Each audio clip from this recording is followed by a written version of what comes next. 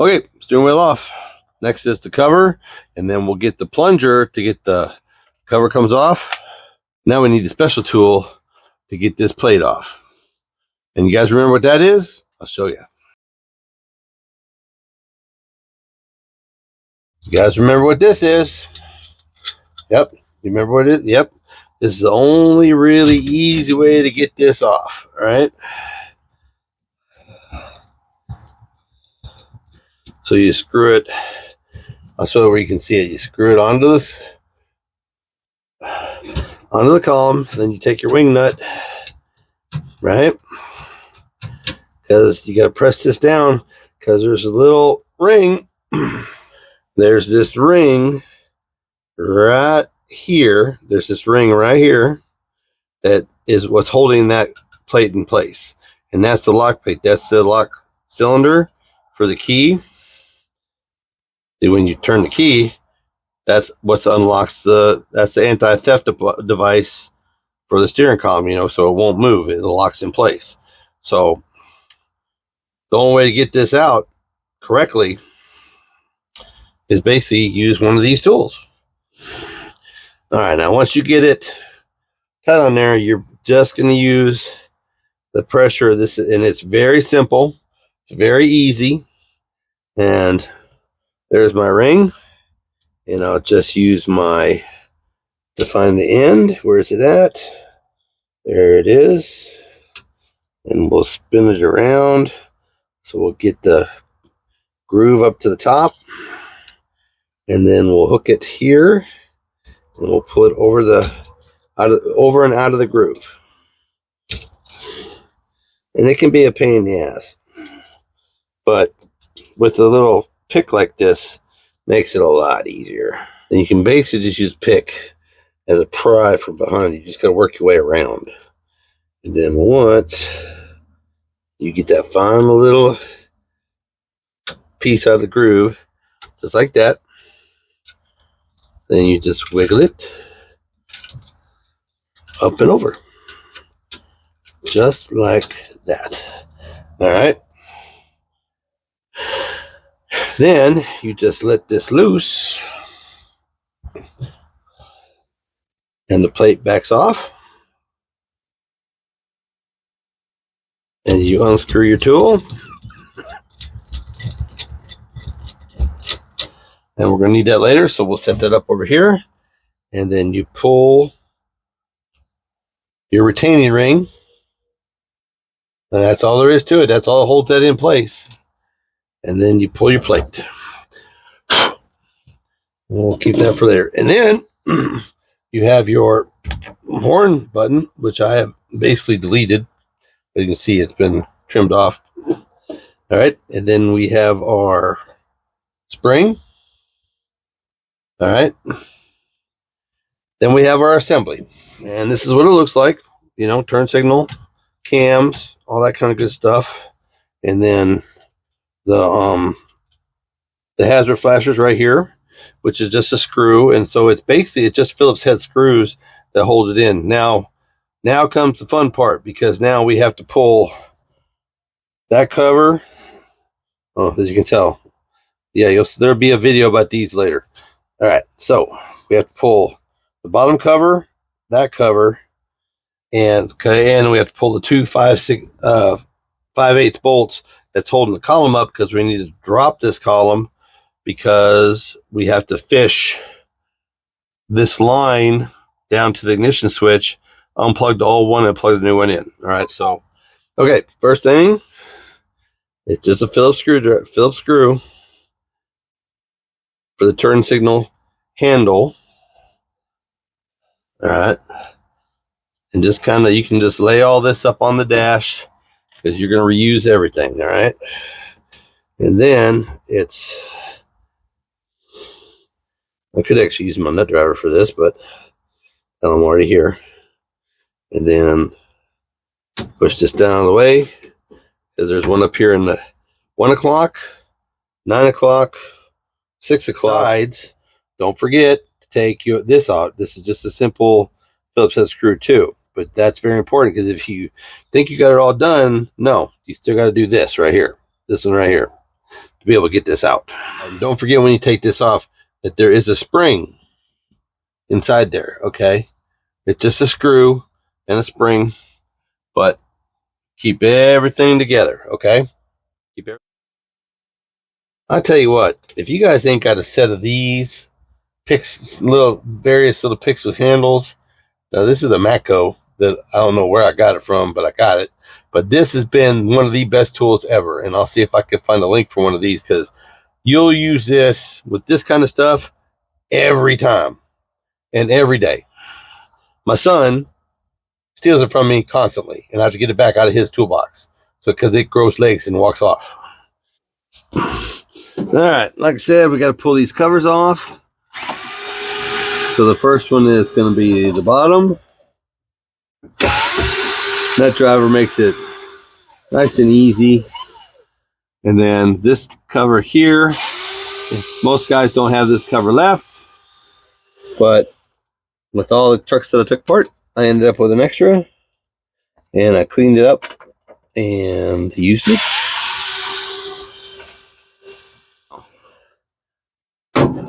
We'll pull, there's a little sleeve here, it's on the column, and while we're here, we'll probably clean that up a little bit, put a zip tie on that, get it all back together for the tachometer.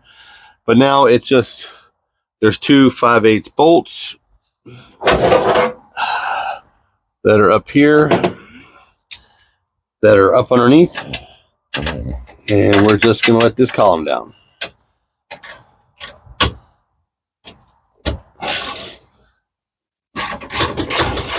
And as you'll see, the column starting to move, it's starting to release. All right, and there she goes. All right, now you can't see from there. So over here on this side, this is your connection, and this is your ribbon right here that this is your ribbon right here that goes up through the column to the switch.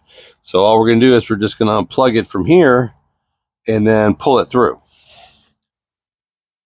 So it clips in to here, this piece right here, and it's got a little metal clip on the column. There's a little metal clip on the column that this fits into, right? And then this is just I'm gonna shove it back up inside here, and you just gotta kind of wiggle it back through to the front of the column here. Okay, and this is basically how I did now. I took the bottom off of this because it makes it a little easier, and it also there's a sleeve that it goes in that also runs the bottom side of the steering column that you can put this back in when you put the new one in. But you basically just, on this, you can kind of just point it long ways, and this should just slide out. You might have to play with it a little bit to get it to come out, but other than that, it might stick up in there. You might need to use that universal pick to get it out, but there it goes. Okay, but that's all there is to it, and that's the old one. Okay, and this is how you wire it in. Now it looks like it's backwards, right, from having to slide that sleeve in, right? But it isn't, because this has to twist up at an angle to get in the column, and then this has to twist up at an angle to clip in on the back side on the far side of the column. So it actually, when you put it in the sleeve, it looks backwards, but it's not. Okay, trust me, this is the way it goes. And then we're just going to take the end, and where there's a slot in the bottom of the column, and you just wiggle it in, get it in there. And you might have to use your pick. Nope, ain't got to use the pick today. And then it comes out the back side. See, look right here. It comes out the back side, and you just pull it in just like this. And that's all you need to do right now, because now we're going to go back on. I'm going to come through the passenger side, and because the clip is on this side of the column, I'm going to clip it in, lock it in, and then we'll start putting it all back together again. But that's all there really is to it. The hardest part is getting all that out and putting it back in correctly. Okay. Now, I was telling you about the clip that goes in, and that's the clip right there. that clip, okay? That little metal clip on the column. And the best way I found to make this actually work, you got to come from the top and slip it in, but you got to kind of bend it. Just give it a little tweak in the center to get it to fit. But then once it, okay, and that's what that should look like when you're done. In the clip holder, clip back together again. And then we're ready to put the cover back on over the top of this and make sure it's not pinched. And then column back on, then we're good to go. Okay, so now we're at this point. The covers are all back on. Everything is back the way it was. I've pushed this little seal around here back to where it was. I still got to clip some zip ties for the tachometer. But other than that, now all we do is just push her into place. And there's only one way it will go. And sometimes it's a little bit sticky. All right, I'm going to show you one more time. I do this plate, and there is only a certain way. There are certain keys that this will go on with. All right. Then you put the plate in place. You take the connecting ring, put it in place up to it. Take your plate compressor tool again.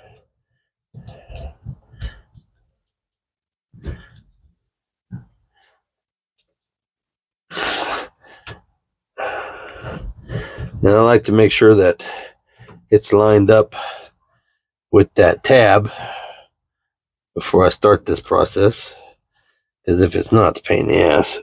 All right.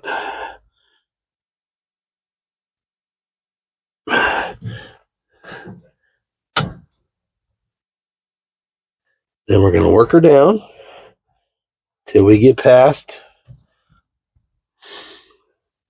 the groove. All right, just like that. And then we're just gonna, you can use a screwdriver. You can, I just like to make sure I got that little groove, little opening on the top there when I do it. I don't know, it just makes me feel better about it. Make me know I'm doing it right. And I'm just using my fingernails to get it over the edge. And just give it a push. Give it a push. Because it can be a pain in the butt. And you just, once you got it over, you just start working it down side to side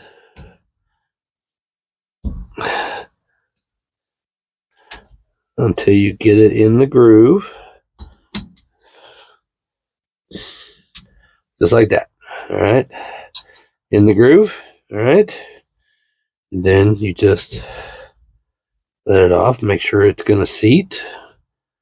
That's why I like seeing the groove up top, because when it seats, the groove kind of closes. So